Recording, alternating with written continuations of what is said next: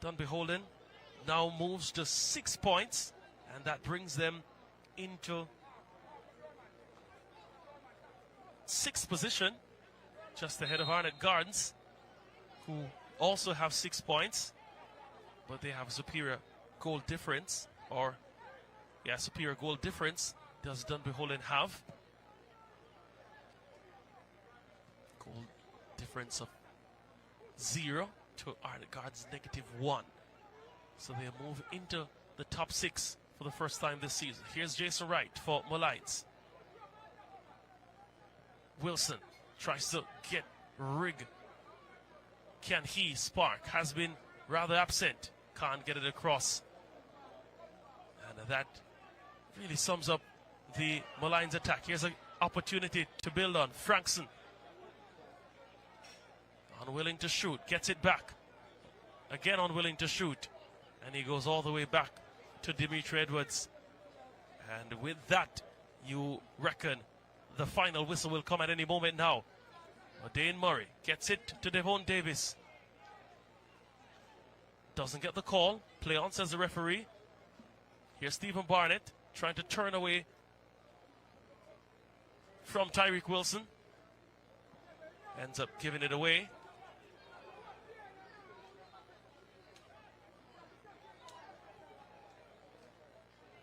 Any moment now, we'll have the final whistle. That isn't it, though. It's a free kick for Molynes United. They remain on 2 points. Their goal difference now goes further in the red, -4.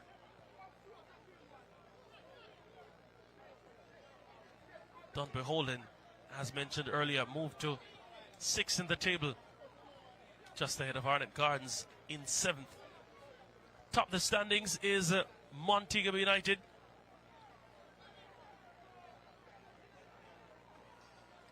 Ten points from their 4 games. 3 wins and a draw for Montego United. Of course, last evening they were 3-1 winners over Tivoli Gardens there at the Catherine Hall Stadium.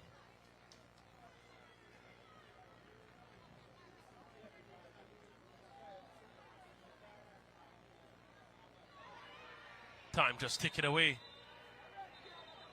And card shown from AJAY Nation. Cynical challenge that indicates frustration more than anything else. Dimitri Edwards roughing up Ricardo Beckford on the far side. He goes into the book. They've played 9 minutes of additional time.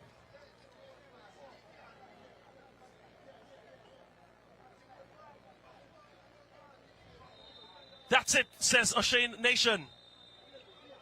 That's the end of this matchup. Molynes versus Dunbenholden. The latter with 2 goals, 1 in either half. And with that, they now move up the standings 6 points from their 4 games. He got it going in the first half with a lovely converted penalty, one that he also won for Dunbenholden's sake. He was tugged in the back and he duly obliged. Jermaine Thomas must be wondering, what do I need to fix in the offensive end? And also on the defensive end, they were far from stellar in those crucially important phases of the game. That's the full-time score. Molynes 0, Dunbenholden 2 here at Druseland. The first of a double-header. Beautiful shot of the Druseland mini stadium here, the home of Waterhouse. They come up in a short while. Their matchup against Harbourview, that should be special. But we have the full-time highlights in a short while.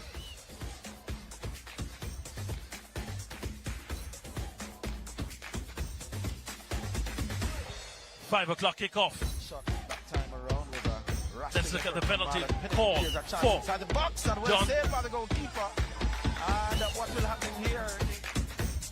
He was dragged down. Nicholas Nelson. Gerald Neil there tugging his shirt. And that was the penalty call. That was the penalty conversion. Nicholas Nelson getting on the score sheet. And that's what he's there for. Has returned to Dunbenholden. But he's also a former Molynes player. Muted celebration. They had their opportunities. Enrique Gordon in the first half had the shot, flashed wide of the mark. Speculative at best. Free kick from Nelson straight to the keeper. Untesting Darren Denai. Second half action now. Best opportunities. O'Dane Murray with the shot. And Peter Harrison not grabbing it first time as best as possible. But luckily for him, there was no one there to cause any terror. Glorious opportunity this for Nicholas Nelson. Darren Denai was quick off his line to frustrate him. Ball one high up the pitch. Played back in the area. That shot needed a save. That was expertly done, you know. Expertly done. Corner kick. Odin Pennicook straight to the keeper, who wasn't commanding in the area.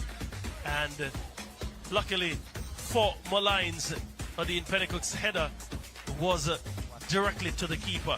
Another corner kick. Again, he was far from stellar. And Clive Wedderburn showed his intent from that kick, but it was over the top. He'd make amends later on in this matchup.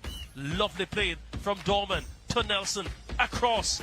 And Clive Wedderburn stamping his class and stamping that one into the back of the net. That was 2-0 in the 80th minute. Good finish and lovely turn from Nicholas Nelson. Oh yes, oh yes. That's what you want to see from a player who has distinguished himself in the Jamaica Premier League. Nicholas Nelson really carrying the flag as the man of the match. That was the end of the match. We have time for the stats as well. Let's look at the numbers. 3 from 8 for Molynes, 7 on target from 10 attempts from Dunbenholden, 18 fouls producing 5 yellow cards, 3 to Molynes, no red cards, 3 offsides to Dunbenholden, 1 to Molynes. Dunbenholden beating Molynes 6-3 in the corner statistic. And interestingly, Molynes with the line share position 53, but they still came out 2-0 losers in this Monday Night Football matchup. We go down to the field. Orville Higgins has the losing coach, Jermaine Thomas. Coach's interview, coach. It was not the kind of results that you would have liked. What you thought went wrong? I thought we never started well. I thought we turned over a lot, and we gave back the ball. When we got possession, we turned it over in a quick succession, and that never allowed any combination plays, and it really affected the way we wanted to play.